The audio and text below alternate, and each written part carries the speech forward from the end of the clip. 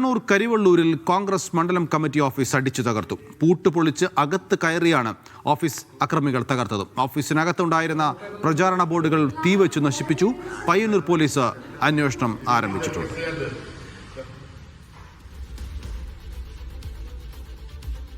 ബിജീഷ് ഗോവിന്ദനാണ് വിവരങ്ങൾ നൽകാനുള്ളത്. ബിജീഷ്, ആരാണ് ആക്രമണത്തിന് പിന്നിലെന്ന് വ്യക്തമായിട്ടുണ്ടോ?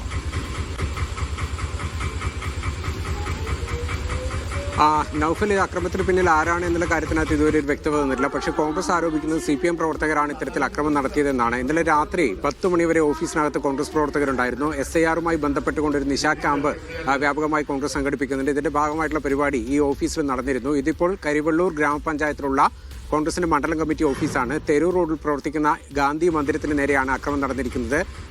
ഇതിന്റെ ഓഫീസിന്റെ മുൻവശത്തെ വാതിലിന്റെ പൂട്ട് പൊളിച്ച് അകത്ത് കടന്ന ശേഷമാണ് ഇത്തരത്തിൽ അതിക്രമം കാണിച്ചിരിക്കുന്നത്. പ്രചാരണ ബോർഡുകൾ പൂർണ്ണമായും കത്തിച്ചിട്ടുണ്ട്. ഒപ്പം തന്നെ ദേശീയ നേതാക്കൾ ഉൾപ്പെടെയുള്ളവരുടെ ഫോട്ടോകൾ ഇവിടെ നിന്ന് വാരി വലിച്ച് പുറത്തിടുകയും ചെയ്തിട്ടുണ്ട്. ഏതായാലും സംഭവം സംബന്ധിച്ച് പയ്യന്നൂർ പോലീസ് അന്വേഷണം ആരംഭിച്ചിട്ടുണ്ട്. ഇതിന് പിന്നിൽ CPM പ്രവർത്തകരാണ് എന്നുള്ളതാണ് കോൺഗ്രസ് ആരോപിക്കുന്നത്. ഇത് സംബന്ധിച്ച് പയ്യന്നൂർ പോലീസിൽ അവർ പരാതി നൽകുകയും ചെയ്തിട്ടുണ്ട്. നൗഫൽ,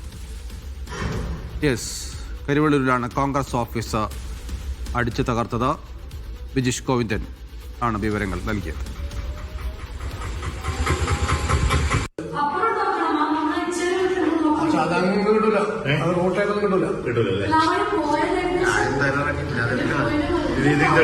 കരിവള്ളൂരിൽ കോൺഗ്രസ് മണ്ഡലം കമ്മിറ്റി ഓഫീസാണ് അടിച്ചു തകർത്തത്. അക്രമത്തിന് പിന്നിൽ CPM ആണെന്ന ആരോപണം, പക്ഷേ അത് പോലീസ് സ്ഥിരീകരിക്കുന്നില്ല നിലവിൽ.